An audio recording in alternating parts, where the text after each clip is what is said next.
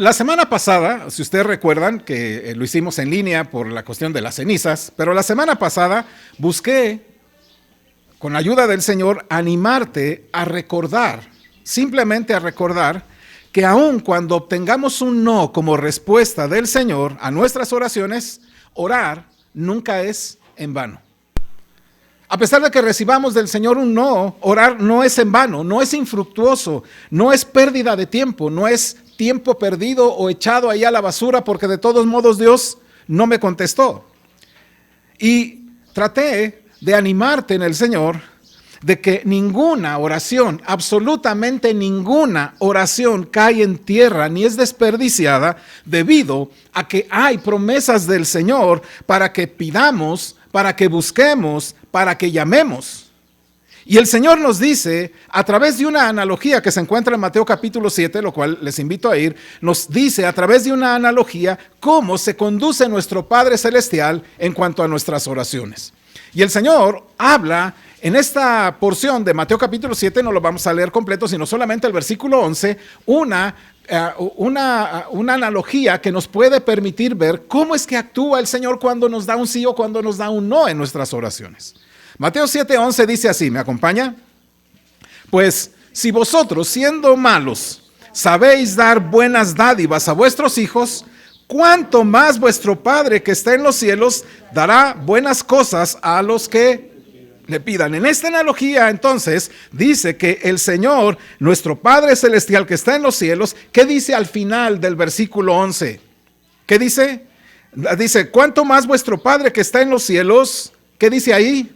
Dará buenas cosas a los que le pidan. Escucha, está diciendo que nos va a dar cosas buenas. No está diciendo te voy a dar lo que tú estás pidiendo, sino más allá de lo que estás pidiendo, más allá de lo que imaginas, más allá de lo que piensas, más allá de lo que nuestra corta mente puede pensar que es bueno para nosotros. Él dice, tu Padre Celestial te va a dar mucho más las cosas que te pidan. Entonces, nosotros estamos en la presencia de un Padre ¿cómo? Bueno en absoluto. Estamos en presencia de un Padre perfecto. Estamos en presencia de un Padre infinitamente bueno para con los suyos, grandemente sabio y grandemente misericordioso por su propia naturaleza. Y su propia naturaleza dice o me dice que Él sí sabe dar lo mejor de las cosas a quienes son sus hijos. Amén. Él sí lo sabe hacer. Yo no, yo me puedo equivocar con mis hijas. Pero Dios siempre, siempre, siempre sabe dar buenas cosas a sus hijos. Por eso a mí me da mucha esperanza, me da mucha tranquilidad, me da mucho gozo saber esto.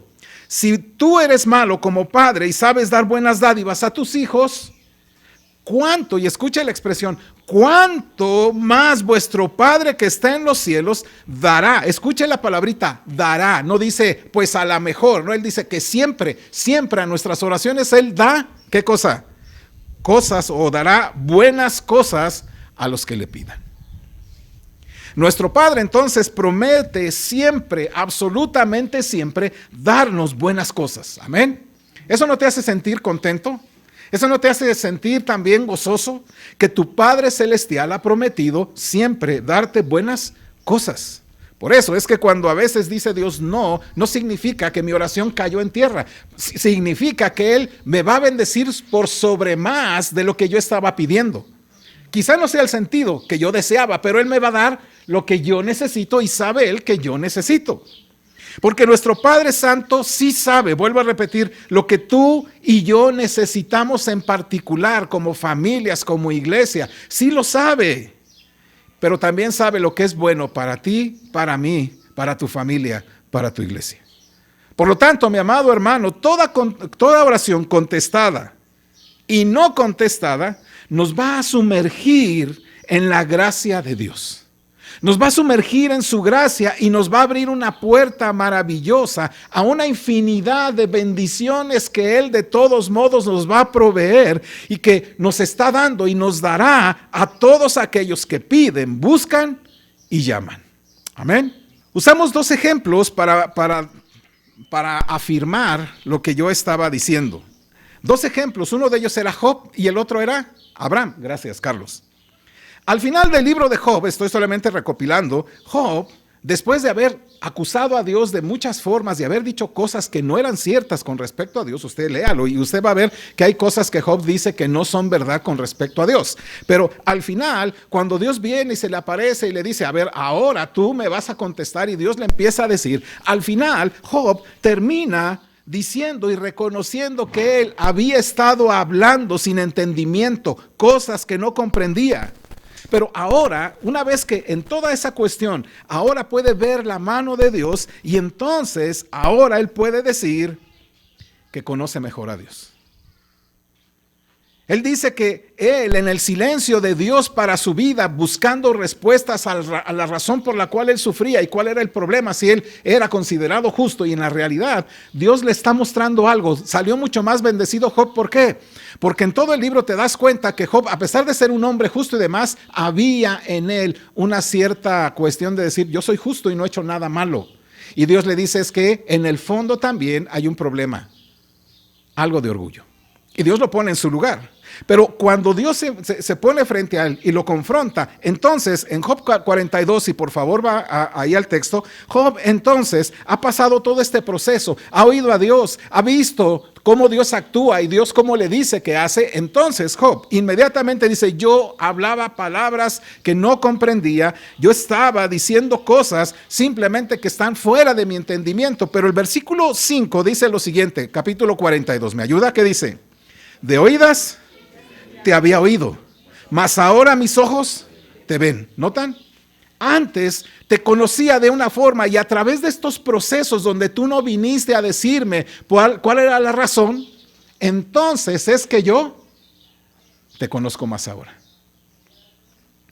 Y en realidad, Job, a través de todo este proceso de su sufrimiento, y yo decía, la otra vez me quedé pensando cuánto tiempo habrá sufrido Job.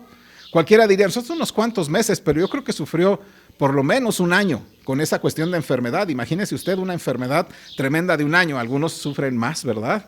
Pero en ese sentido, Job dice, Dios, yo te había oído simplemente había yo, de oídas te había oído, mas ahora mis ojos pueden ver claramente quién eres tú. Entonces, a veces oramos cosas que no entendemos y no comprendemos, pero de todos modos es Dios bien paciente con nosotros, ¿no es cierto?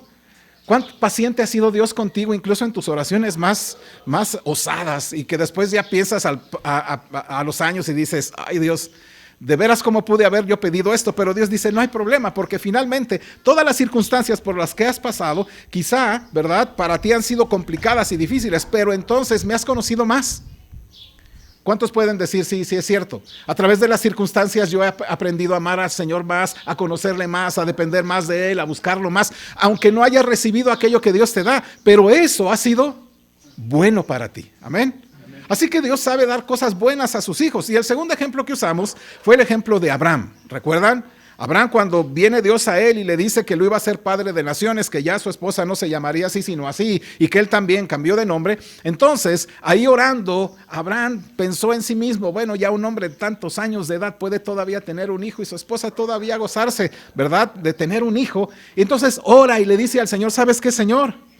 Mejor eso que tú me dices de una gran promesa, no me lo des en un hijo. Imagínense ustedes, mejor ya con el que tengo, o sea, con Ismael. Tú bendice a Ismael, que él sea el hijo de la promesa, que él sea aquel que tú tomes, ¿verdad?, y cumplas todos los propósitos que me has dicho en él.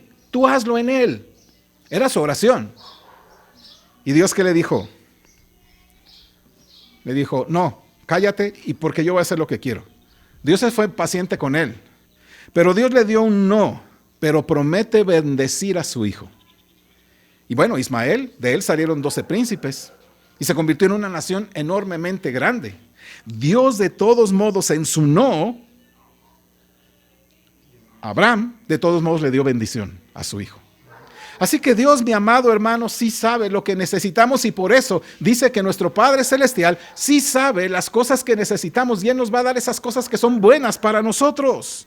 Entonces, cuando Dios te dice no a lo que tú específicamente oras, no significa que no haya bendición en respuesta a tu oración, porque siempre vamos a obtener bendiciones de parte de Dios en tus oraciones. Amén.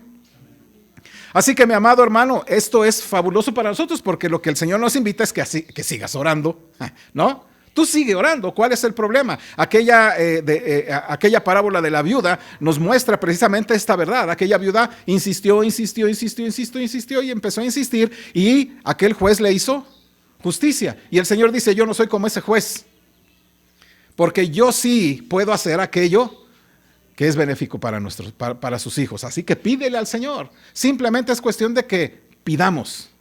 Pidamos ya, hemos dicho durante algunas semanas cómo y la manera en hacerlo, pero mi amado hermano, nunca pienses que tus oraciones van a caer en tierra, que tus oraciones no son tomadas en cuenta. No lo pienses así. No lo pienses por una sencilla razón, hermanos, porque yo he pensado, ¿dónde van todas las oraciones tuyas y las mías? ¿Tú sabes a dónde van? Dice el Señor en Apocalipsis que después van a ser derramadas todas esas bendiciones. Todas esas peticiones. O sea que sí las tiene guardadas el Señor, ¿eh? Todas esas van a ser derramadas como unas bendiciones que se van a dar y se van a multiplicar. Entonces, mi amado hermano, piensa en ello. Cuando Dios dice que no a la petición que tú específicamente estás dando, entonces piensa que de todos modos, mi amado hermano, ha sido una bendición haber orado. Ahora, eso, cuando tú recibes un no, no debería robarte la paz. No debería robarte el gozo, no deberías sentirte miserable y que Dios contesta las oraciones de otros y no las tuyas y que Dios, porque básicamente mi amado hermano es no hacerle justicia a Dios, ni hacerle justicia a su soberanía, porque las oraciones contestadas, vuelvo a repetir, y no contestadas son todas las respuestas de un Dios amoroso, porque nuestro Padre amoroso que está en los cielos siempre da buenas cosas a quien se los pida. Amén. Tú dirás, hermano, ya no lo ha dicho como 50 veces, pero es lo que quiero que nos quede en nuestra mente y en nuestro corazón, ¿me explico? Para una mayor libertad de oración, para una mayor libertad, hermanos, de acercarnos a nuestro Dios, para un mayor gozo de nuestras vidas, también para afianzarnos en las promesas de Dios, también para buscar cada vez más su rostro y no dejar de orar. Porque al final, hermanos, tendremos bendición. Pero ahora, mi amado hermano, por ahora, lo que nos está sucediendo a nosotros, a ti y a mí, que en estas cuestiones que estamos pasando, que no contesta a Dios, oraciones quizá de 1 año, 2 años, 3 años, lo cierto es que podemos tomar para nosotros lo que dice el apóstol Pablo. Busque por favor Romanos 8:28. El apóstol Pablo dice que ahora nosotros los cristianos podemos tomar esto para nuestras vidas, para poder estar conscientes de lo que Dios está haciendo, para también poder a través de ello gozarnos y glorificar al Señor y darle todo el reconocimiento que Él se merece. Dice Romanos 8:28, lo tenemos, acompañe con voz fuerte por favor, dice así: y sabemos que a los que aman a Dios, todas las cosas les ayudan a bien. Esto es, a los que conforme a su propósito son llamados. ¿Qué puedes decir a esto, mi amado hermano? ¿Un amén? Entonces, si te quedas sin trabajo, ¿vas a estar quejándote con Dios? Si te detectan cáncer, ¿vas a estar tú también llorando al Señor? ¿Y yo por qué, Señor, si hay otros peores que yo? ¿O qué es lo que vamos a hacer? Escuche bien esto. Sabemos que a los que aman a Dios. La pregunta es, ¿amas al Señor? No te estoy diciendo que simplemente tengas esos afectos de amar a algo como amas la comida o como amas la buena música o como amas a tu esposa. No tienes un amor en el cual el Señor esté completamente llenando tu vida. Escucha, sabemos que a los que aman a Dios, ¿qué cosa sucede? Dice el versículo: todas las cosas les ayudan a bien. Entonces, cuando Dios contesta o no contesta mi oración, eso va a ayudar ¿a qué? A mi bien. Entonces, cuando oramos, mi amado hermano, y ya sabes que Dios ha puesto un no como respuesta, ¿qué tenemos que hacer?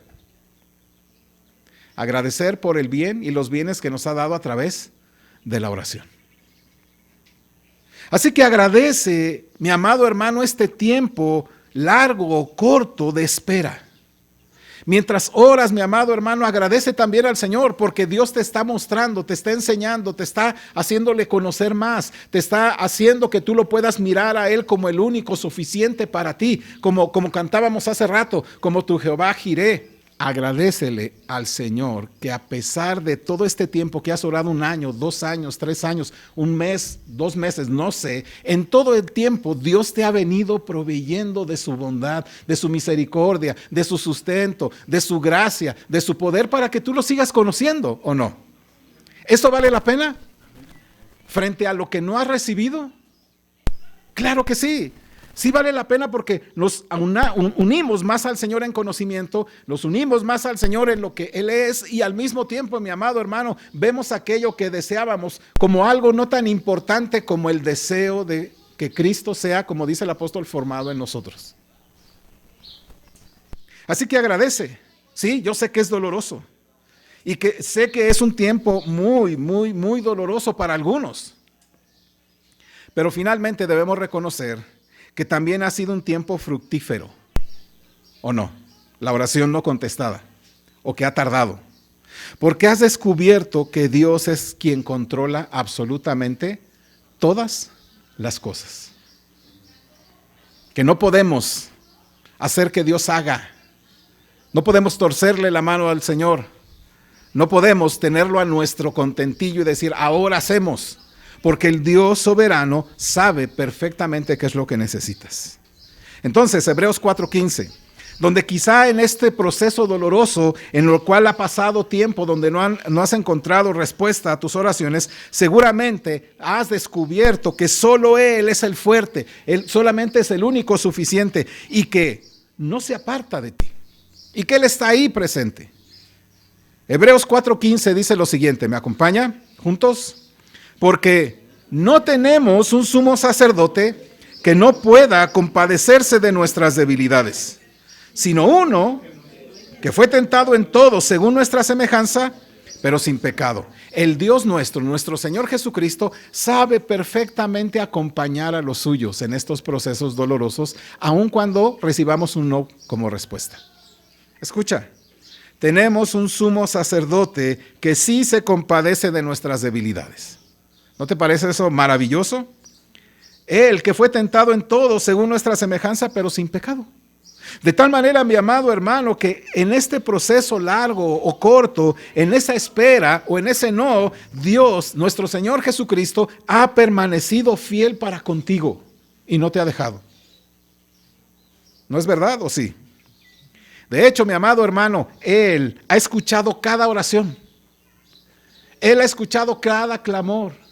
Él ha escuchado cada lágrima derramada por tus oraciones. Él no ha sido indiferente a lo que tú oras. Él no se cansa de oír lo que tú le estás diciendo en oración. De hecho, el Salmo 56, ¿me ayuda por favor? Versículo 8 nos anima a hacerlo y a tener la confianza de que el Señor no está indiferente a nosotros. El Señor no es indiferente incluso cuando lloramos o nos entristecemos o cosas así, ¿verdad? ¿Por qué no es indiferente? Dice el Salmo 56, 8. ¿Me ayuda por favor? Dice, mis huidas tú has contado. Pon mis lágrimas en tu redoma. ¿No están ellas en tu libro? ¿Ya notaron ustedes ahí la expresión? Pon mis lágrimas en tu redoma. Escucha esto. ¿No están ellas en tu libro? O sea que significa que Dios no es ajeno a nuestras peticiones, a nuestras oraciones, a los deseos de nuestro corazón. Él dice, no están ellas en tu libro, no significa que Dios tenga todo un montón de libros para recordar algo, significa que siempre están ahí, presentes, que Él las toma en cuenta, que están ahí, pues, visibles, constantes. Así que mi amado hermano, es que mejor oremos y busquemos el rostro del Señor en nuestras oraciones. Porque la realidad, mi hermano, es que mientras hemos orado, hemos obtenido mayor intimidad con nuestro Señor, que es lo único que necesitamos para nuestra felicidad. Amén. Lo único que tú y yo necesitamos para nuestra plena felicidad es el Señor Jesucristo. Así que, mi amado hermano, puedes con toda seguridad ir al Señor y orar. Amén. Por una sencilla razón, porque cada oración no es desperdiciada. Ahora bien, dije el domingo pasado que este principio de que ninguna de nuestras oraciones es echada en tierra, ninguna de nuestras oraciones es desperdiciada, ninguna de nuestras oraciones es en vano, es aplicado siempre, en toda oración, absolutamente en todo. Lo que dice Mateo 7:11 es aplicado en todo lo que tú y yo podamos orar. Por favor, volvemos otra vez a Mateo 7:11, si es tan amable. Mateo 7:11. Dice así la Escritura. Mateo 7, versículo 11. De nueva cuenta, ahora lo vamos a leer con voz fuerte. Dice la Escritura, juntos. Pues si vosotros, siendo malos, sabéis dar buenas dádivas a vuestros hijos, cuánto más vuestro Padre que está en los cielos dará buenas cosas a los que le pidan. Entonces, mi amado hermano, este es un principio en el cual podemos aplicarlo a todas, absolutamente todas nuestras oraciones. Y entonces, es aquí donde vienen los asegúnes, ¿verdad? Que tú podrás poner, pero es un principio aplicable a todo. Y aquí te va esto. La semana pasada dije que para alentar nuestro corazón en hermanos y hermanas que quizá han estado orando por la conversión de sus seres queridos, como su esposo, como su esposa, como sus padres, como sus hijos, ¿qué de ellos? ¿Cómo hacerle? Bueno, el principio es aplicable o no. ¿Me vuelven otra vez a ayudar al principio de Mateo capítulo 7, versículo 11? ¿Me ayuda? Pues si vosotros siendo malos sabéis dar buenas dádivas a vuestros hijos, cuánto más vuestro Padre que está en los cielos dará buenas cosas a los que le pidan. Entonces, quiero el día de hoy, mi amado hermano, alentar nuestro corazón con respecto a cómo entonces orar por aquellos que amamos y que no son salvos. No quiero dar una solución fácil de entrada, les digo. No es una fórmula mágica. No es algo que si haces esto, entonces sucede esto. Lo que quiero es que aprendamos, mi amado hermano, a orar por los que amamos, que aún no conocen al Señor. Y lo primero que quiero decirte, mi amado hermano, es que deberíamos orar siempre por las personas que amamos. Amén. Ahora, quiero pensar en esto. ¿Qué es más importante orar por una persona? ¿Por su salud o por su salvación? ¿Qué es más importante orar por una persona? ¿Que tenga un trabajo o por su salvación? ¿Qué es más importante? ¿Que tenga los recursos para poder vivir o por su salvación? Entonces, mi amado hermano, despreocúpate un poquito de esas cosas. Que pudiera Dios a través de esas circunstancias enseñarle, claro que sí, pero no es lo importante es que aquellos que amamos, mi amado hermano, puedan venir a Cristo. Amén. Así que no quiero dar una solución fácil o simplona con respecto a cómo orar por aquellos que amamos, sino más bien dicho, sugerir algunas cosas que yo veo en la palabra que podemos orar por ellos. Y dicho esa aclaración, primero quiero decir algo. Quizá esto es lo que más nos va a tomar tiempo y luego vendrá algunas cuestiones muy particulares de hacerlo. ¿Cómo puedo orar por aquellos que amo, que no conocen al Señor? Lo primero que tienes que saber, mi amado hermano, es que tenemos un Dios soberano. Amén. Quiero que usted, si está convencido, lo diga, porque luego parece que no. Tenemos un Dios soberano. Y Él es soberano sobre todas las cosas. Amén. Totalmente soberano sobre todas las cosas. Y Él también es soberano, incluso sobre la salvación del hombre. Amén. Es decir, nadie puede decir, yo me quiero salvar. ¿Cómo es que tú te salvaste? ¿Quién te salvó? ¿A quién le echamos, a quién le ponemos la medalla? Vamos a usar. ¿A lo que tú hiciste o a lo que hizo el Señor? A lo que Él hizo en tu corazón cuando viste lo maravilloso y grande que era y entonces por fe te apropiaste de los méritos de Cristo para tu vida, o tú buscaste una manera de decir, bueno, le voy a dar una oportunidad a Cristo, si me funciona aquí bien y si no, pues me cambio a otra religión. Eso fue lo que hacemos, ¿no, verdad? ¿Quién es finalmente el que nos salva? Dios. Entonces Él es soberano sobre todas las cosas, incluyendo también la salvación. Y cuando Él lo desea, Él puede quitar toda, absolutamente toda resistencia del hombre. Amén. ¿Cuántos de ustedes pueden decir, así me pasó a mí? Yo creo que todos. O sea, no puede decir alguien, no, yo pues, así, ¿no? Tú fuiste resistente al llamado de Dios, incluso fuiste resistente en todo, porque ¿dónde estábamos? Perdidos, estábamos sin Dios, estábamos ajenos a la vida de Dios, haciendo y viviendo cosas horribles en nuestras vidas, haciendo y buscando ser contrarios a Dios. Y ahí estábamos bien, ¿por qué? Porque ahí nos gustaba estar. No es porque no era algo que nosotros pudiéramos pensar, sino simplemente estábamos ahí porque a todos nos gusta pecar cuando estás en esa condición o no. Entonces, cuando Dios lo desea, Él puede quitar absolutamente toda resistencia del hombre. Puede derribar todo orgullo del hombre. Y Él puede salvar al pecador más duro y más rebelde que pueda existir. Amén. ¿Y cuántos pueden decir, ese soy yo? Amén. Y ahí tienes un hombre perseguidor de la iglesia, haciendo blasfemar a otros cristianos, ¿cierto? Los tomaba y los hacía blasfemar, los sacaba de las casas de los cabellos, los arrastraba y los llevaba hasta el concilio, y ahí mismo los hacía confesar que Jesucristo no era Dios, y más allá de eso, que Jesucristo era un hereje, que Jesucristo los empezaba ya a buscar, hacer que cayeran, bueno, que dejaran de confesar al Señor Jesucristo, ¿cierto? Y con esa mentalidad va a un pueblo, va a otro lugar y vas rumbo hacia ¿dónde? A Damasco. ¿Y qué sucede? Él va pensando, yo soy muy buena persona y por lo tanto merezco que Dios me salve. No. Él va con la mentalidad de seguir haciendo lo que estaba haciendo. Y Dios viene ahí, el Señor Jesucristo se le aparece, lo hace caer de su caballo, queda ciego y dice, ¿quién eres, Señor? El Dios soberano puede derribar a los hombres de su caballo. Amén. ¿A cuántos de nosotros nos derribó del caballo en el que íbamos? ¿Ibas tú bien contento o no? Pero el Dios del cielo, bueno, sabíamos que teníamos problemillas, pero pues le echábamos la culpa a otros, ¿verdad? Así es la vida, de caprichosa, ¿verdad? Y ibas por ahí, ibas por allá, y entonces ahí como que la mediabas. Pero el Dios del cielo vino a tu encuentro y te hizo caer del caballo, y tú reaccionaste diciendo, ¿quién eres, Señor? Entonces Dios, que es soberano, Él puede quitar toda resistencia, puede quitar todo orgullo del hombre y puede salvar al pecador más duro y más rebelde que pueda existir. Y de hecho, ni siquiera los hombres tenemos el poder para salvarnos a nosotros mismos, ¿o sí?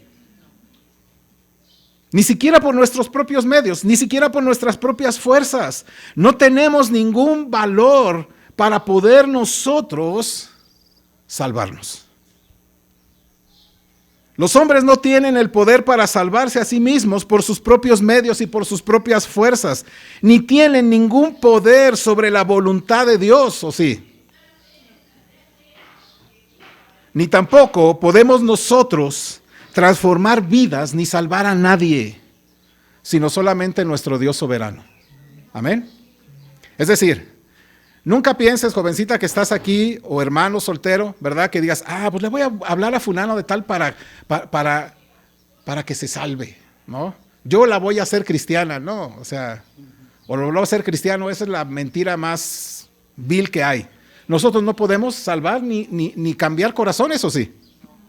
No lo podemos.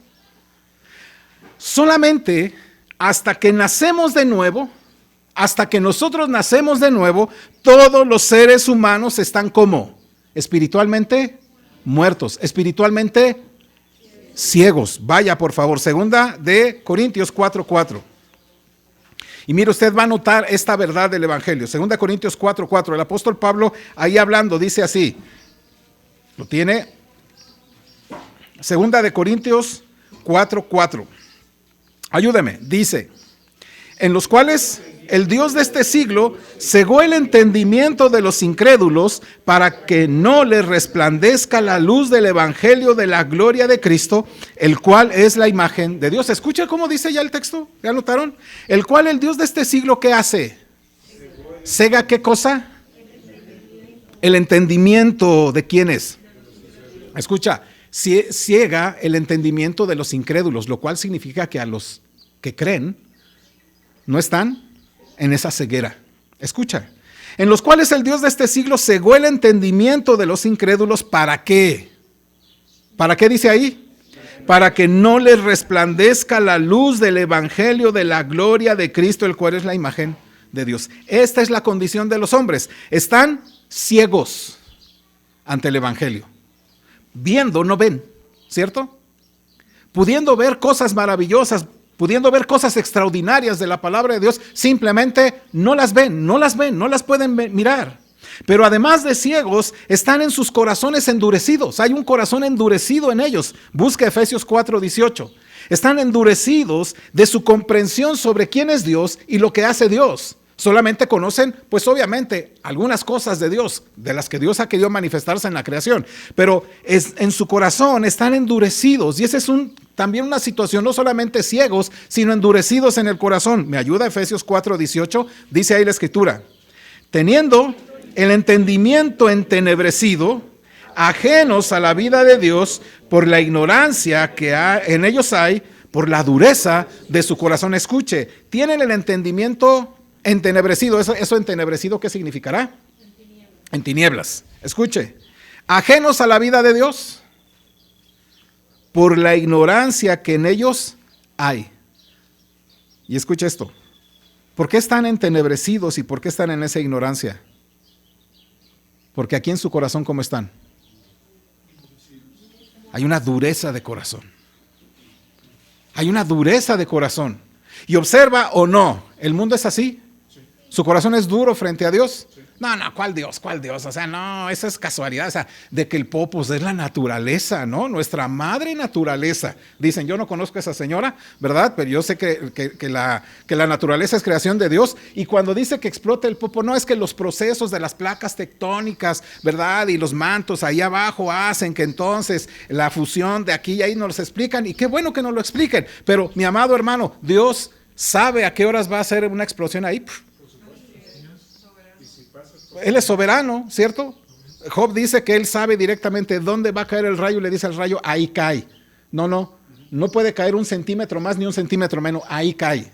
El Dios soberano dice que es así, pero escuche aquí, que ellos tienen un corazón duro a las cosas de Dios, al entendimiento de Dios. Son ciegos, pero también hay un corazón duro. Ahora, solamente estoy pensando, no pienses en tu pariente que amas, que no conoce a Cristo, piensa en ti, ¿cómo estabas? ¿Así estábamos o no? Así estábamos. Además, no solamente están ciegos y endurecidos, sino 1 Corintios 2:14 dice otra verdad, que no pueden entender la verdad espiritual.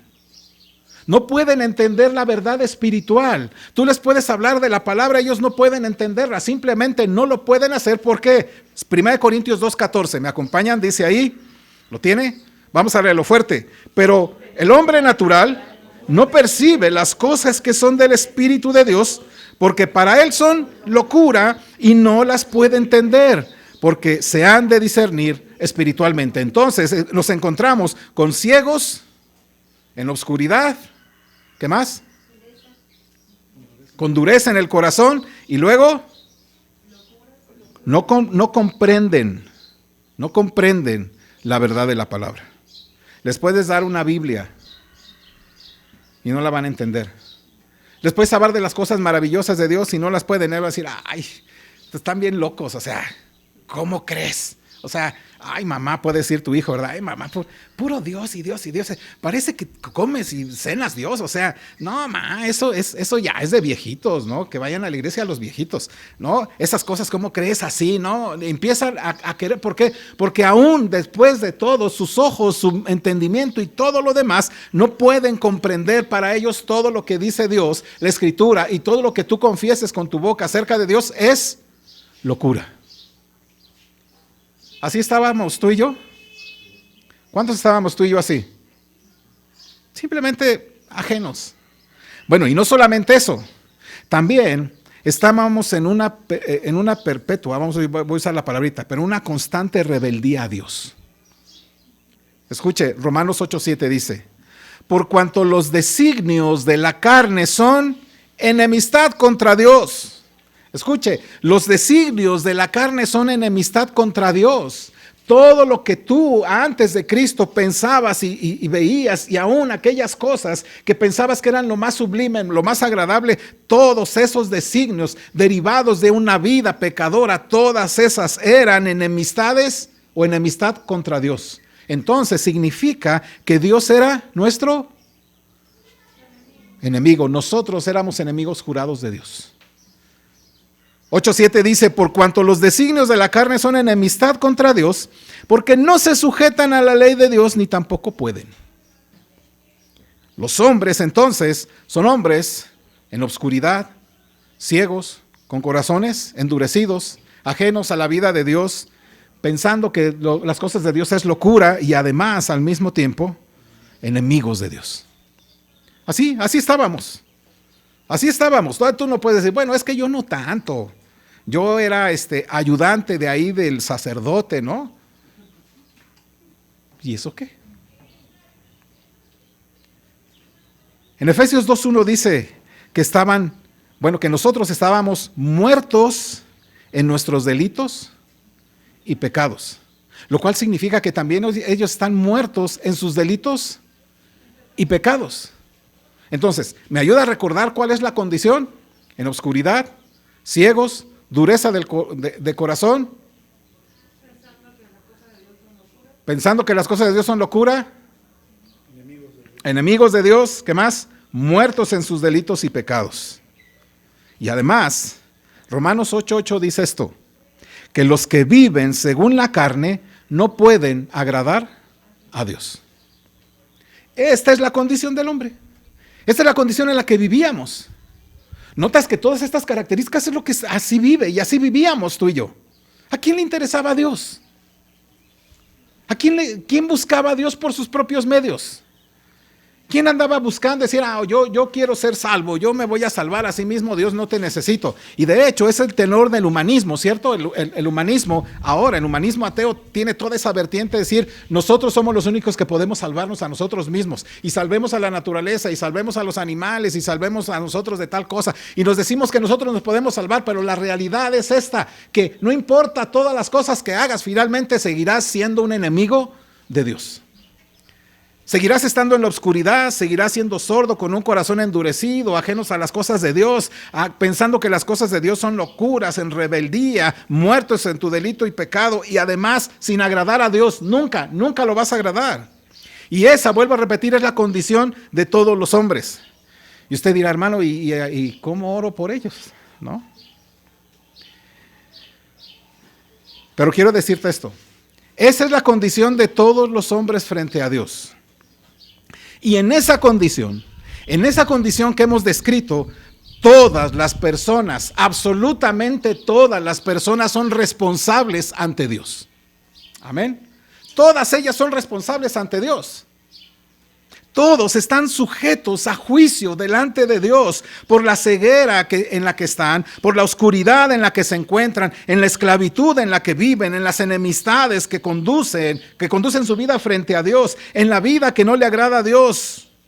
Porque están en esa condición no contra su voluntad, sino con su propia voluntad están ahí. Están en esa condición porque aman su condición, porque aman su propio pecado, porque aman ser contrarios a Dios. Bueno, eso donde lo dice, Juan capítulo 3, versículo 19. Observe lo que dice el Señor Jesucristo. Mire, dice Juan 3:19, ¿lo tiene? 3:19, me ayuda a leerlo con voz fuerte juntos, dice, y esta es la condenación, que la luz vino al mundo y los hombres amaron más las tinieblas que la luz porque sus obras eran malas. Los hombres aman más las tinieblas que la luz porque sus obras son malas. Piensa en una persona. ¿Por qué las personas cuando tú les hablas del Señor dicen, no, ¿cómo crees? No, o sea, yo prefiero, y no sé de dónde sacan esta idea, pero eso parece muy, como tratar un poquito de olvidar lo que va a suceder, pero no, pues es que el infierno va a estar lleno de mis cuates, ¿no? Yo prefiero estar ahí. ¿Y quién te dice que va a ser una gran fiesta en el infierno? O piensan del otro lado con muchos cristianos, no, es que aburrido ir al cielo, nomás para tocar arpas, ¿verdad? Y para estar cantando, ¿no? O sea, tú dices, no, es que es más que eso. Es mucho más el cielo, mucho más que esas cosas. Escucha ahí, ¿por qué? Porque los hombres aman más las tinieblas que la luz. Hablan más la oscuridad, aman más sus deseos, sus obras. ¿Por qué? Porque son malas. No es que les falte luz, no es que les falte luz, sino que aman la oscuridad. ¿Te acuerdas cuando amabas la oscuridad? Cuando decías, no, ¿por qué? Mi gusto es, esto es lo que yo quiero. Aman su pecado, aman su condición de rebeldes a Dios. Están en esclavitud debido a su propia voluntad, no contra ella. Y escuche bien, y solo es por la maravillosa obra soberana, regeneradora, vivificante de Dios, que elimina esa ceguera y que reemplaza la dureza del corazón y hace brillar la luz del Evangelio a través del Espíritu Santo. Amén. ¿Te acuerdas de esa vez? ¿Te acuerdas cómo vino para ti la luz? ¿Sí la recuerdas? Si no la tienes presente, no estoy diciendo qué día, qué hora, en qué lugar, ¿no? Si estaba lloviendo, ¿no? Algunos sí lo recuerdan, ¿no? Sí, yo recuerdo cuando, pero ¿recuerdas cuando vino la luz del Evangelio a tu vida? ¿Viste lo maravilloso, grande, deleitoso, soberano que era Dios y te viste a ti mismo y entonces tomaste o abrazaste al Señor y dijiste, claro, claro que creo? Porque solamente es la maravillosa obra soberana y regeneradora, vivificante de Dios que elimina nuestra ceguera y reemplaza la dureza de un corazón para hacer un corazón de carne. Entonces, Dios lo que va a hacer es reemplazar la ceguera en la que te encuentras o en la que nos encontrábamos o en la que están las personas, y con la luz de su palabra rompe las cadenas de la esclavitud engañosa en la que están los hombres, rompe las cadenas de su pecado y las libera, y libera a esas personas para su propia gloria. Eso es lo que significa ser salvo, ¿me explico? Eso es lo que significa convertirse, eso es lo que significa nacer de nuevo. Eso es lo que dice el apóstol Pablo en 2 de Corintios 4:6. ¿Me ayuda, por favor? Mire cómo lo va a relacionar el apóstol Pablo con esto que estoy diciéndole. Vamos al texto y observe esta maravillosa esta maravillosa palabra. Dios reemplazando nuestra ceguera y con su luz del evangelio rompe la esclavitud de nuestro pecado y nos libera. Dice 2 de Corintios 4:6. Acompáñenme, dice así juntos. Porque Dios, que mandó que de las tinieblas resplandeciese la luz, es el que resplandeció en nuestros corazones para iluminación del conocimiento de la gloria de Dios en la faz de Jesucristo. Este es un texto maravilloso, ¿ya notaron? ¿Qué hizo Dios para que resplandeciera la luz? Él dijo, sea la luz. ¿Y qué sucedió? La luz dijo, deja ver, ¿no? A ver, voy a ver, sí, está bien. Resplandezco. Dios dice que resplandezca la luz, ¿y qué sucedió? Hubo luz. Escucha esto. Porque Dios, que mandó que de las tinieblas resplandeciera la luz, es el que, ¿qué hizo? Resplandeció en nuestros corazones para iluminación del conocimiento de la gloria de Dios en la faz de Jesucristo. Amén. Él dijo, sea la luz, y se hizo la luz. Él dice, se haga la luz en él. ¿Y qué sucede? A ver, deja ver. A ver, no, gracias, no. Resplandece la luz. ¿Y qué sucede? Ves lo maravilloso que es Jesucristo. Amén. Eso es maravilloso, mi amado hermano, porque aquí es algo fabuloso para ti y para mí. Porque no eres tú el que le da chance a Dios. Es Dios que ha mandado que se ilumine tu corazón. Es Dios que ha mandado con su voz para que ilumine tu mente, tu corazón, y veas a Jesucristo deleitoso, maravilloso, que lo veas a Él como el tesoro más grande, que veas lo que eres y todo lo que tienes y digas, esto es una basura. Yo abrazo al Señor Jesucristo porque además Él te va a proveer eso que se llama fe. Así que, mi amado hermano, esto es algo maravilloso para ti y para mí, conocerlo. ¿Y por qué lo hago? Bueno, porque esa es la manera entonces cuando entendemos cómo es que Dios nos salva y cómo estamos en nuestras condiciones, lo que hacemos entonces es orar de una manera que le haga justicia a Dios. Entonces, ¿quién es el que salva, hermanos? El Dios soberano es el que salva. ¿Quién te salvó, hermano? ¿Fue la oración que hiciste? Señor Jesucristo, reconozco que soy pecador. Reconozco que he pecado. Perdóname, límpiame, te recibo. No, te acepto, se dice, te acepto como mi Señor. Toma el control de mi vida, ¿no? En Cristo Jesús, amén. Y alguien te dijo, felicidades, has hecho la oración más increíble del mundo, ahora ya eres cristiano. Y ahora entonces nada ni nadie va a quitar de su mano del Señor. Hagas lo que hagas, Dios va a estar contigo, pero pórtate bien, sé santo, sé bueno, porque entonces ya estás tú del otro lado, ya pasaste al otro lado. Mi amado hermano, esto no es lo que dice el Evangelio. Eso es lo que nos reitera mucho nuestro hermano cada miércoles. Es Dios quien en su soberanía dice que la luz resplandezca.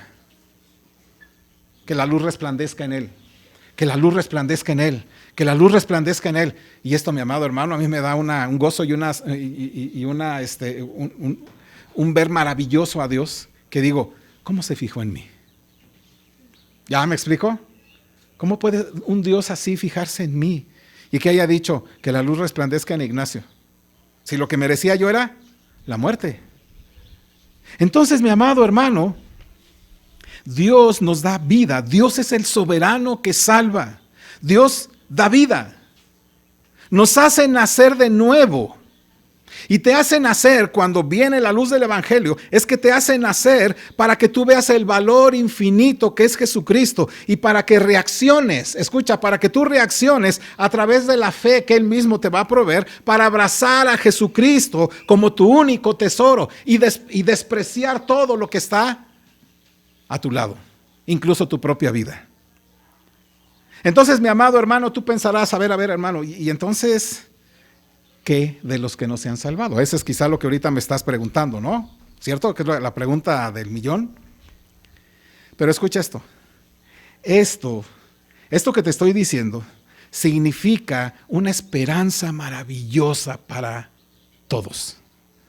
Significa, mi amado hermano, que hay esperanza para las personas que amamos y que no han nacido de nuevo. Esto que te estoy diciendo, mi amado hermano, es esperanzador para aquellos también que no han conocido al Señor y para nosotros. Porque escucha esto, porque significa que el Dios soberano puede salvar sin importar lo que el incrédulo y tu pariente o tu esposo o tu esposa esté haciendo o haya hecho. Amén. Él puede salvar. Significa que no hay ningún corazón, absolutamente ningún corazón tan endurecido, tan soberbio, tan contrario a Dios, tan burlón a las cosas santas, tan enemigos de las cosas santas, que Dios no pueda vencer su dureza. Que Dios no pueda vencer su soberbia, que Dios no puede vencer su burla y su desprecio por las cosas santas y convertirlo, hacerle nacer de nuevo en un hombre o una mujer santa, amante de lo santo, dócil a la voz de Dios. No hay ningún obstáculo para Dios para que salve a alguien, porque lo ha hecho con nosotros. Eso es esperanzador, ¿no cree? Es esperanzador, porque nosotros también estábamos en esa condición. Nosotros estábamos igual que todos, o sea, no tenemos ninguna ventaja sobre nadie. Así estábamos nosotros. Y eso lo dice el apóstol Pablo. Dios nos lo dice para confortar nuestros corazones y tener esperanza también en los que amamos. Efesios capítulo 2, por favor, versículo 1 al 10. Efesios 2. Vea todo lo que dice. Vamos a leer un texto un poquito largo, digamos, entre comillas. Pero tú vas a notar, mi amado hermano, lo maravilloso que es este texto y cómo cobra vida con lo que hemos dicho y la palabra del Señor nos ha enseñado. Efesios 2, del 1 al 10. Mire, yo se lo voy a leer. Dice así. Él, escuche bien, y Él os dio vida a vosotros cuando estabais muertos en vuestros delitos y pecados. Amén, hermanos. Bendito sea el Señor. Escucha, mi amado hermano, Él te dio vida cuando tú estabas muerto en tus delitos y pecados. Eso es maravilloso. A mí me encanta esto porque habla ya de un Dios soberano. Amén. Versículo 1, vuelvo a repetir. Y Él os dio vida a vosotros cuando estabais muertos en vuestros delitos y pecados, en los cuales anduviste en otro tiempo, siguiendo la corriente de este mundo, conforme al príncipe de la potestad del aire, el espíritu que ahora opera en los hijos de desobediencia, entre los cuales, entre esos hijos de desobediencia, también todos nosotros vivimos en otro tiempo, en los deseos de nuestra carne, haciendo la voluntad de la carne y de los pensamientos, y éramos por naturaleza hijos de ira, lo mismo que los demás. Ahora escuche este versículo. Pero Dios, escuche este cambio. Pero Dios, que es rico en misericordia, por su gran amor con que nos... Escúchame, amado. Por el gran amor con que nos amó. ¿A quiénes amó? En el contexto. ¿A los pecadores? ¿O a los que ha salvado también? El contexto tiene que ver con nosotros ahora. Nosotros éramos eso. Pero escucha, Dios es rico en misericordia por su gran amor con que me amó a mí. Sí, Dios tiene un amor por el mundo. Pero el texto no se refiere a ese amor total por el mundo, sino por estos. Por los que eran hijos de ira, lo mismo que los demás. Pero Dios, que es rico en misericordia por su gran amor con que nos amó, escuche ahora por qué se refiere a nosotros, aún estando nosotros muertos en pecados, nos dio vida juntamente con Cristo. Por gracia, sois salvos. Amén. Y ahora escuche. Y juntamente con Él nos resucitó y asimismo nos hizo sentar en los lugares celestiales con Cristo Jesús, para mostrar en los siglos venideros las abundantes riquezas de su gracia en su bondad para con nosotros en Cristo Jesús. Porque por gracia sois salvos por medio de la fe. Y esto no de vosotros, pues es don de Dios, no por obras, para que nadie se gloríe. Porque somos hechura suya, creados en Cristo Jesús para buenas obras, las cuales Dios preparó de antemano para que anduviésemos en ellas. Amén. Entonces, esto es lo que Dios puede hacer en un hombre pecador. Amén. Como yo y como tú. Así que es esperanzador, porque no hay obstáculo para que Dios pueda salvar a nadie. ¿Me explico? No hay ningún obstáculo. Es que mi hijo es bien malvado. ¿Habrá un obstáculo para Dios? Entonces, dado esta esperanza y el hecho que Dios es un Dios bueno, y Él dice esto, Mateo 7, del 9 al 11, se lo vuelvo a leer. ¿Qué hombre hay de vosotros que si su hijo le pide pan, le dará una piedra? O si le pide un pescado, le dará una serpiente? Pues si vosotros, siendo malos, sabéis dar buenas dádivas a vuestros hijos, cuanto más vuestro Padre que está en los cielos dará buenas cosas a los que le pidan. Entonces, mi amado hermano, significa que aquí hay un aliento para orar por nuestros parientes que amamos y no conocen al Señor. Yo te animaría a que te vieras a ti mismo antes de Cristo y notaras todo lo que Dios ha hecho en tu vida. ¿Cómo hizo Él para salvarte? Yo no sé qué habrá hecho para salvarte a ti, pero todo lo que yo caminé en mi vida, ¿verdad? Desde que nací hasta los 33 años que vine al Señor, pues fue puras cuestiones horribles. Pero el Dios soberano encaminó todo para que le conociera, para que Él me salvara en el momento, en el tiempo, en las circunstancias en las que me encontró. Para que en mí no haya ninguna jactancia de decir yo era el que lo busqué, sino que Él me fue y me buscó. Porque yo era una de esas ovejas perdidas, ¿cierto? De esas que dice el Señor, también tengo otras ovejas que no son de este redil, a las cuales también tengo que ir a buscar. Así que eras una oveja perdida, amor, hermano, ¿lo es cierto? Es verdad. Y Él nos fue a buscar y nos trajo y nos cargó y nos puso en el redil y ahora nos da esa libertad de entrar y de salir. Piensa en estas cosas. Entonces significa, mi amado hermano, que hay aliento para que ores por aquellos de tus parientes que no son creyentes. Que recuerdes que tenemos un Padre generoso, bueno para con sus hijos y que Él se goza en bendecir dándoles buenas cosas. El principio sigue siendo el mismo. Pues si vosotros siendo malos sabéis dar buenas dádivas a vuestros hijos, cuánto más vuestro Padre que está en los cielos dará buenas cosas a los que le pidan. Entonces, mi amado, para perfilarme al final, y sin querer dar una fórmula, ¿cómo orar por los que amamos que no son salvos? La primera cosa que te puedo decir es esto. no dejes de orar por ellos. Ora por ellos, no dejes de orar. Eso parece muy evidente, ¿no? Y tú dices, bueno, eso es muy evidente, hermano, que tengo que orar por ellos. Sin embargo, recuerda que hay alguien en el Nuevo Testamento que oró incesantemente, con lágrimas, con tristeza, por sus parientes. ¿Me ayudan, por favor? Romanos 9, por favor. Dice, versículo 1 al 3. Romanos 9, del 1 al 3. ¿Me ayudan, por favor? Dice ahí, versículo 1 al 3 de Romanos 9. Juntos.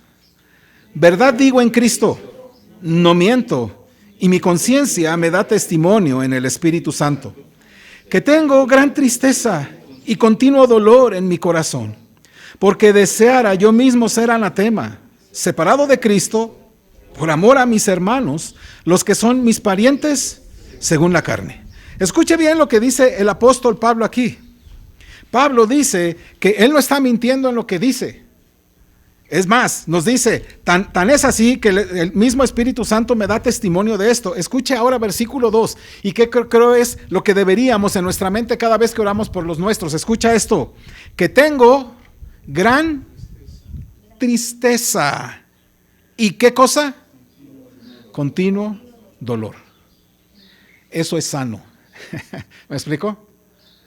Es sano que tú tengas esa tristeza y ese continuo dolor por tus parientes, los que no son creyentes. ¿Lo tienes? Escucha, si tú no sientes en tu corazón, si no sientes esa cuestión en tu corazón de que alguien se salve, es una mal señal. Pero si no lo sientes, mi amado hermano, entonces seguramente por eso no estás orando por ellos.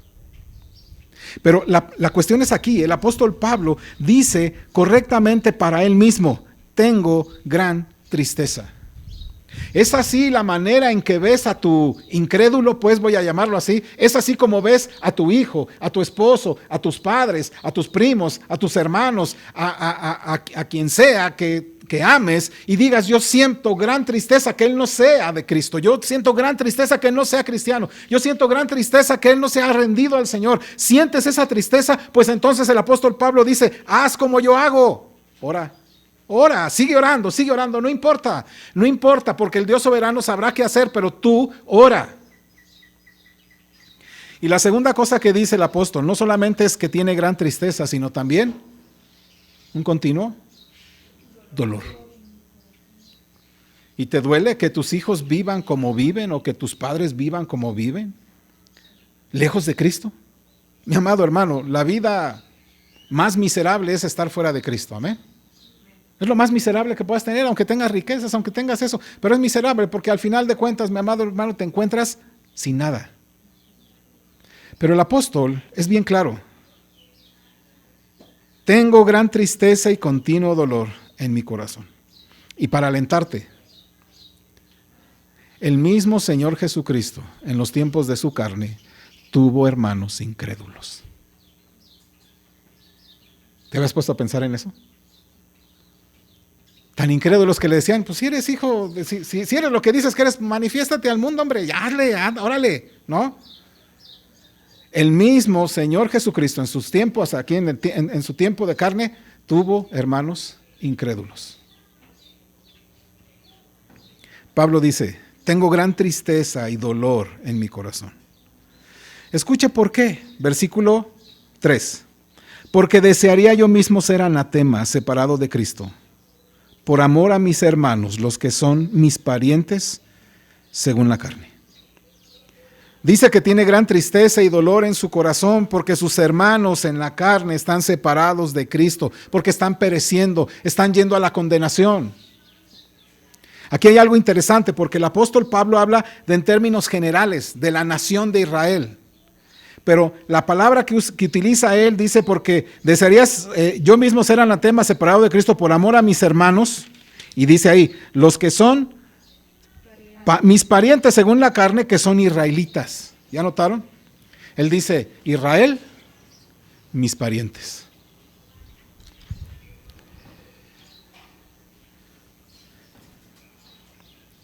Pablo tiene tristeza y dolor Y por eso oraba, porque ellos estaban pereciendo sin Cristo.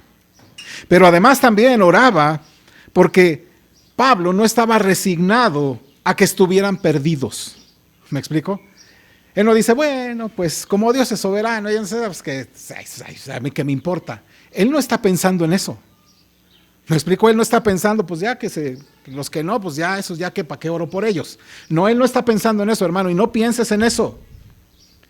Pablo tiene esa tristeza, tiene ese dolor, sus hermanos se están perdiendo y oraba y no se resignaba a que estuvieran perdidos. Mira cómo dice capítulo 10, de Romanos, capítulo 10, versículo 1. Dice ahí, ¿lo tiene por favor? Dice, hermanos, ¿me ayuda? Vamos a leerlo. Hermanos, ciertamente el anhelo de mi corazón y mi oración a Dios por Israel. Qué maravilloso texto, ¿no?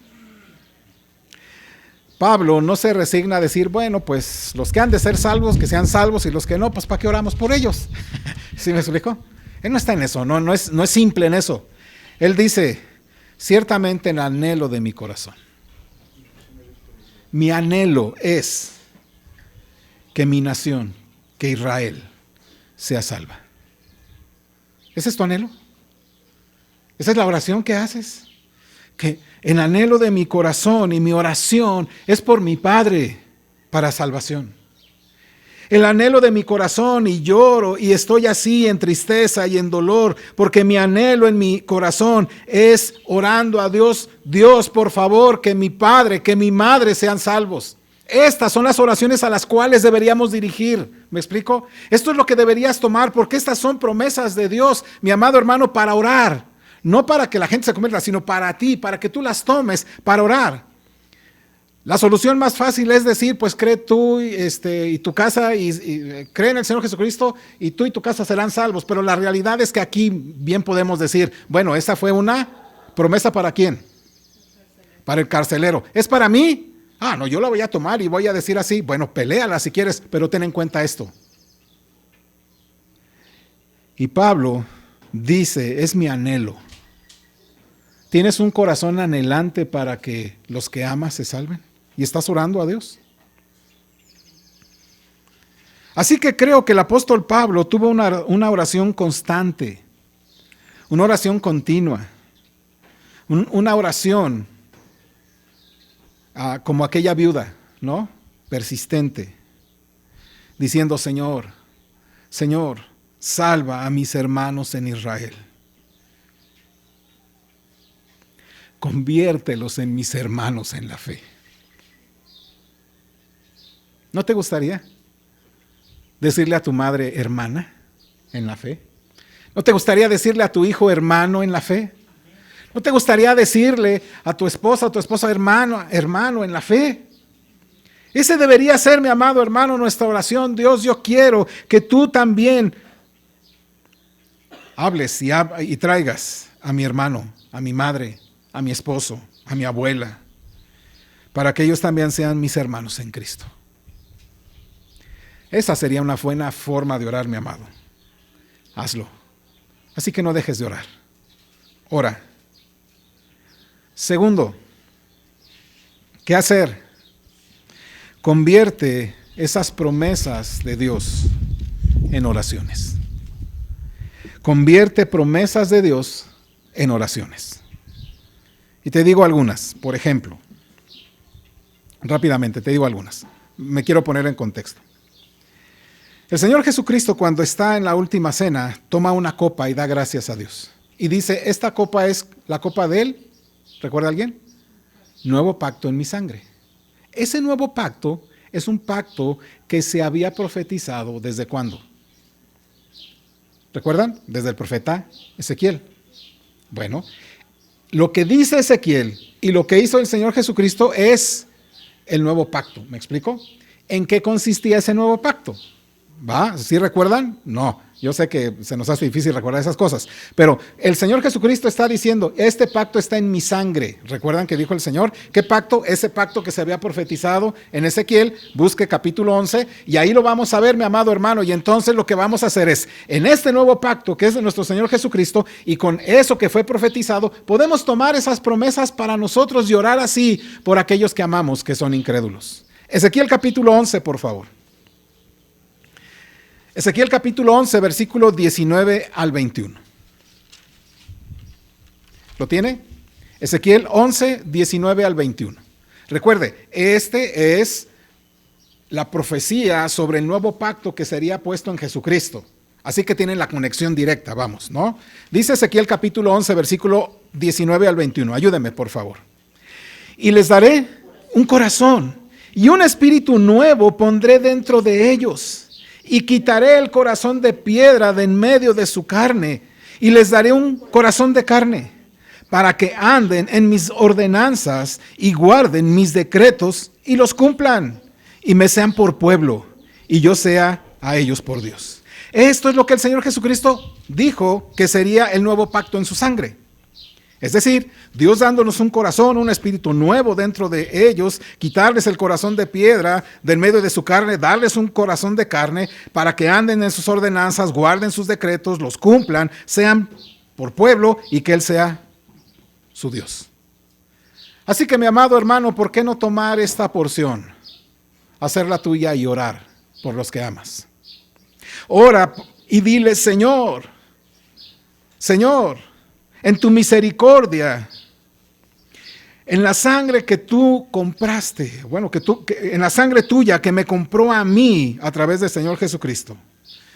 Padre, quítale el corazón de piedra a mi hijo, a mi esposo. Quita el corazón de piedra, dale un corazón nuevo a él, para que ponga en ti su confianza. Para que tú pongas en él un corazón nuevo, un espíritu nuevo, para que él pueda tener una disposición para amarte, para que él pueda tener una disposición para guardar tu palabra. Ora para que Dios se convierta en el Dios de tu amado, que no lo conoce. Ora para que Dios lo haga su hijo. Eso es lo que dice el texto. Eso es lo que dice que hizo con nosotros. Pues Dios, si lo hiciste conmigo, Padre, también estoy orando. Ese es mi anhelo. Por eso no voy a dejar de hacerlo. Porque lo que hiciste conmigo, de darme un nuevo corazón, un nuevo espíritu, quitarme el corazón de piedra, darme un corazón de carne, para que yo ande en tus ordenanzas, guarde tus decretos para que los cumpla, la disposición a tu palabra, mi amado hermano, y para que tú seas mi Dios, para que yo sea tu pueblo, Padre, también lo quiero en él, así lo quiero, así lo deseo, Dios, tú eres el soberano y tú puedes hacerlo. Ora al Señor así, mi amado, porque estas son promesas que fueron cumplidas en nosotros también. Otro ejemplo, Deuteronomio capítulo 30, dice así, 36. Ayúdame a leer el texto, dice así. Y circuncidará Jehová tu Dios tu corazón y el corazón de tu descendencia, para que ames a Jehová tu Dios con todo tu corazón y con toda tu alma, a fin de que vivas. Entonces ora al Señor para que circuncide el corazón de aquel que amas, para que el que no le conoce lo ame. Ora para que le quite, para que le corte, para que deseche su vieja naturaleza, como lo ha hecho contigo también. Aunque no lo merecías, más que aquel pariente que no conoce, pero puedes orar. Dios, circuncida también su corazón. Ora para que circuncide el corazón, para que quede libre de toda resistencia a la verdad, a la bondad, a la belleza, al valor de Jesucristo. Ora, usa la palabra para ello. O puedes orar como dice Timoteo, segunda carta de Pablo a Timoteo, capítulo 2. Ayúdame, segunda de Timoteo 2, 24 al 26. Acompáñame, dice el texto, juntos. Porque el siervo del Señor no debe ser contencioso, sino amable para con todos, apto para enseñar, sufrido, que con mansedumbre corrija a los que se oponen, por si quizá Dios les conceda que se arrepientan para conocer la verdad y escapen del lazo del diablo en que están cautivos a voluntad de él. Entonces, mi amado hermano, puedes tú orar ahí recordando que aunque nadie merece ser salvo y nadie merece ese don del arrepentimiento ni de escapar del lazo del diablo, Dios, que es misericordioso, lo hizo con nosotros. Y podemos orar a Dios pidiendo que haga lo mismo con el ser que amamos. Ora para que Dios le conceda el don del arrepentimiento, lo libre del lazo del diablo, le dé fe, le dé vida. Puedes orar por eso. O quizá puedes usar un pasaje que está en Hechos, capítulo 16. ¿Lo tiene? Versículo 14. Dice la Escritura. Acompáñenme juntos. Entonces, una mujer llamada Lidia, vendedora de púrpura de la ciudad de Tiatira, que adoraba a Dios, estaba oyendo. Y el Señor, ¿qué cosa? Abrió el corazón de ella para que estuviese atenta a lo que Pablo decía. Entonces puede orar. Ora al Señor y dile que abre el corazón de tu ser amado para que esté atento a la palabra cuando tú le hables, cuando tú le compartas, para que él pueda abrir su corazón. Dios, abre el corazón de mi hijo, abre el corazón de mi esposo, que cuando escuche tu palabra, que cuando escuche algo, que él pueda, también tú le puedas dar vida en Cristo. O bien, puedes ir a otro pasaje que dice así, 2 Corintios 4, por favor. Creo que ya lo leímos. Pero puedes usarlo también para orar por aquellos que amas. 2 Corintios 4. Porque Dios, que mandó que de las tinieblas resplandeciese la luz, es el que resplandeció en nuestros corazones para iluminación del conocimiento de la gloria de Dios en la faz de Jesucristo. Puedes orar, Dios, haz que tu luz resplandezca en mi hijo. Es una oración que le hacemos, lo que hizo con nosotros. O puedes ir a una promesa que dice en Lucas, capítulo 18. Dice Lucas 18, versículo 27. Él les dijo, lo que es imposible para los hombres, es posible para Dios. Dios, tú puedes. Tú puedes. Así que nosotros simplemente es pedir. ¿Me explico? Oramos. Mi amado hermano, cuando creemos en la soberanía de Dios en la salvación, puedes sin ningún problema orar. Puedes sin ningún problema y sin vacilo orar de manera constante, de manera fiel. Y puedes recordar las palabras del Señor Jesús que dijo en Lucas 18:1, se lo leo. También les refirió una parábola sobre la necesidad de orar siempre y no desmayar. Mi amado hermano, ora con la confianza de las grandes promesas bíblicas para la conversión de los perdidos que amas. Ora, porque el Dios soberano lo hizo en nuestras vidas. Y el Dios soberano lo puede hacer en las vidas de aquel que Él quiera hacerlo. Pero ora, no dejes de hacerlo. Porque escucha, mi amado hermano, cuando oras en esa confianza, cuando oras así, Dios es glorificado. Y Dios es glorificado porque le atribuimos a Él todo el derecho y todo el honor de ser el Dios libre y soberano que puede salvar. Porque Dios se complace, mi amado hermano, en salvar a pecadores como yo, como tú y como cualquiera. Así que oremos, mi amado hermano, y vayamos a estas promesas y confiemos en la voluntad del Señor. Amén. Vamos a orar.